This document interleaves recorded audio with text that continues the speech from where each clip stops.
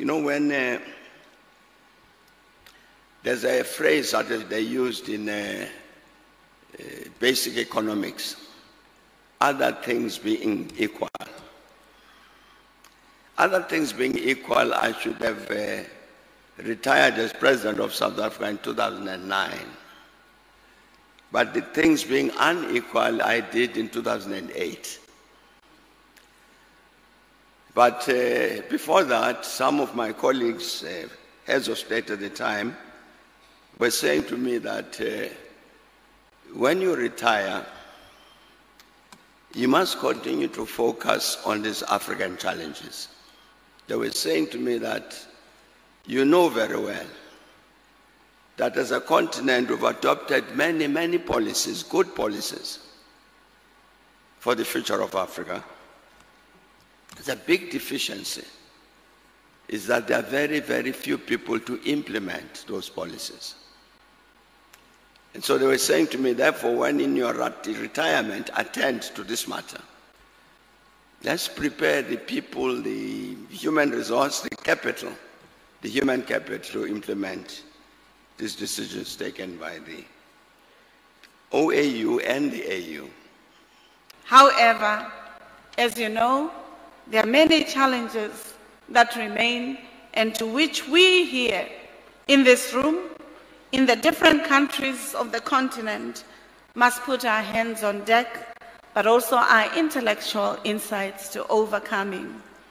As we will recall, since the formation of the OAU, we have experienced some few occasions where Africans were getting divided rather than being united. For example, we have seen the divisions between Eritrea and Ethiopia in 1993, Sudan and South Sudan in 2011, and some ongoing and emerging cessationist movements and territorial disputes in Morocco, Western Sahara, Somalia, Somaliland, and lately, some people in Western Cape province of South Africa think that Western Cape must be an independent country.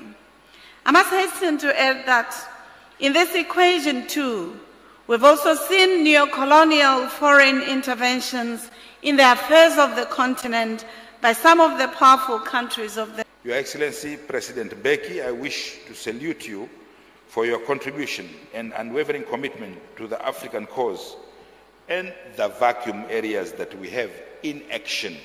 I repeat again, in action, because we have been talking too much theoretically about the gaps we have, about our unity, about our freedom, about our bringing Africa together. It is just a talk.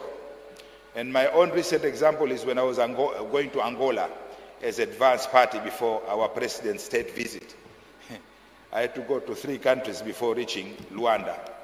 And the president was coming there directly with her own flight. So it was only 3 hours from Dar es Salaam to Luanda. But for me, it took me at least 18 hours to reach there. And one of the countries I passed was South Africa, with the same sponsor you see on the board here. So, so this shows that we are talking theoretically about unity and being connected, yet we are disconnected.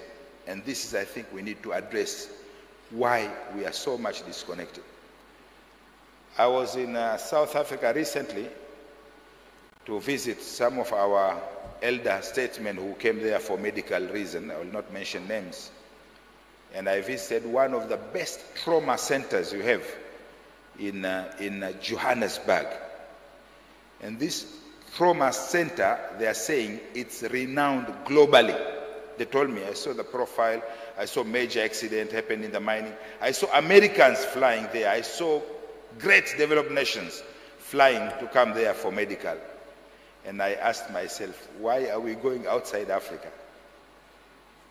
Why are we going outside Africa? I think, Excellency Mbeki and the rest of the panelists, these are the issues that we need to address now. We've been talking too much about unity.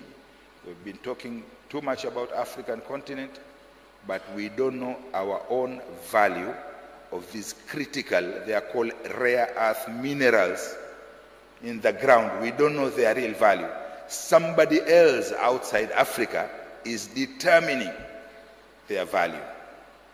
They are determining the value for us. They are determining what should we do, when should we do it, and how to do it. Maybe professors can help us, knowledge is lacking. Maybe education, our education is still closed in liberation and all this unity and the Liberation Center and museums and history.